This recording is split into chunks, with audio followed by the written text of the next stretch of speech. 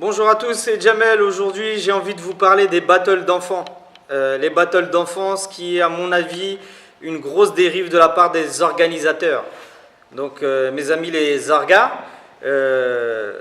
j'aimerais parler un petit peu de battle d'enfants avec vous, hein. Donc, alors, en quoi c'est une dérive? Alors, quand je regarde les battles d'enfants aujourd'hui, les battles d'enfants ne sont pas réglementés. Il n'y a pas de réglementation. À cette question que j'ai souvent posée, quelle est la réglementation en termes de battle d'enfants, jusqu'ici, je n'ai jamais eu de réponse valable, hein. Donc, beaucoup m'ont dit, en cas de blessure, on appelle les pompiers, hein. C'est mignon. Donc voilà, alors, on va parler de battle d'enfants.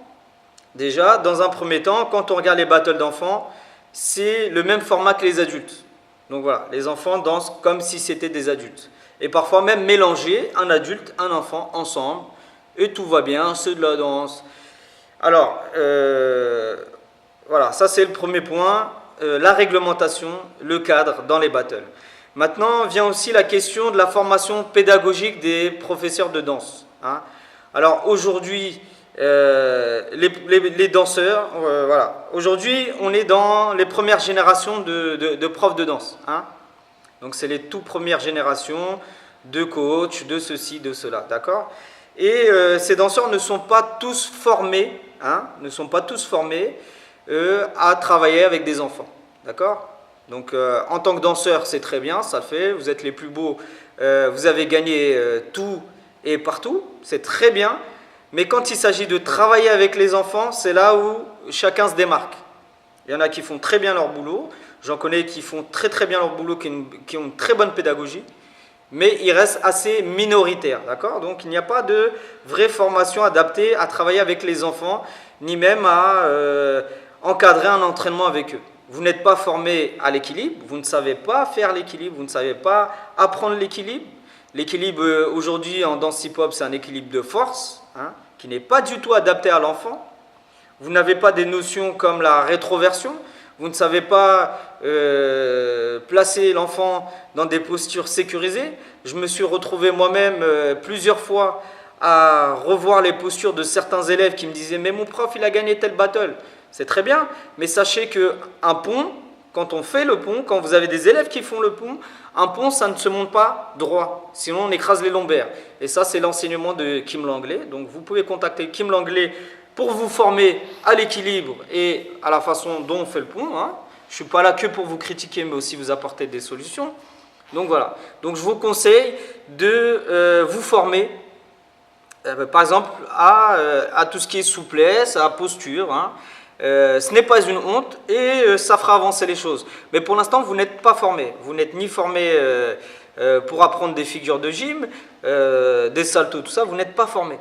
Vous êtes autodidacte. Vous êtes formé à ce que vous avez appris dans la rue. Et c'est un savoir qui vous est propre et qui est en rapport avec votre corps. On ne peut pas comparer votre corps d'athlète à celui d'un enfant. Vous ne pouvez pas mettre un enfant dans les mêmes conditions que vous êtes dans la rue, hein.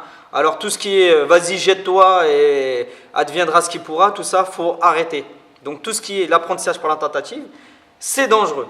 Alors pour revenir au battle d'enfant, un enfant quand il arrive en battle, on ne sait pas qu'est-ce qu'il va faire. Voilà, on ne sait pas.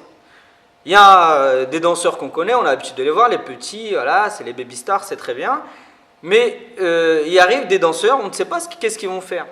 On ne sait pas si l'enfant va sauter et mettre sa tête, s'il va faire une glissade sur l'oreille. Comment vous pouvez savoir qu'est-ce que cet enfant va proposer vu qu'il n'y a pas de réglementation? Vous n'avez pas indiqué des règles précises pour dire l'enfant ne doit pas faire telle ou telle chose dangereuse. Il n'y a pas de réglementation. D'accord? Bien entendu, l'enfant qui arrive en battle ne doit pas être, on va dire, amène de faire de mouvements dangereux car il y a la pédagogie derrière, hein, mais il n'y a pas la pédagogie. Donc ici, on peut admettre que l'enfant qui arrive en battle est capable de tout. D'accord? Alors, dans votre petit monde du hip-hop, pour vous, c'est très bien les battles d'enfants, c'est la relève, mais c'est validé que par vous. Vous comprenez? C'est que dans votre univers que un petit de 14 ans, comme vous le dites, qui va fumer un grand, c'est que dans votre monde à vous que c'est bon, hein. Quand on regarde dans un autre monde, ça ne se passe pas comme ça. On ne mélange pas les enfants et les adultes.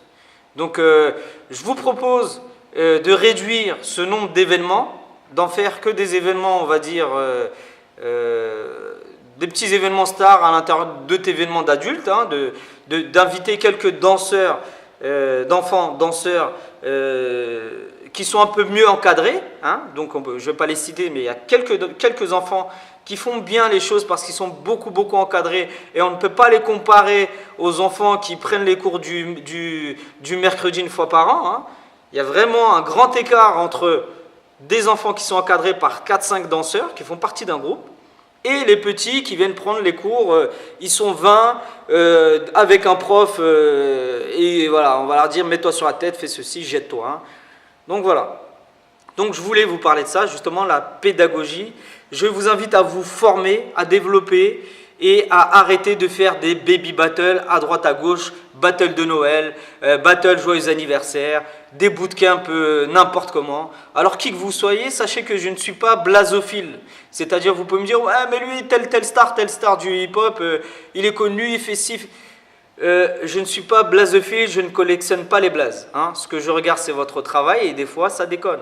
Donc en tant que frère, en tant qu'ami, en tant que collègue, on va dire, de la danse, je pourrais employer d'autres termes plus chaleureux et fraternels. Hein.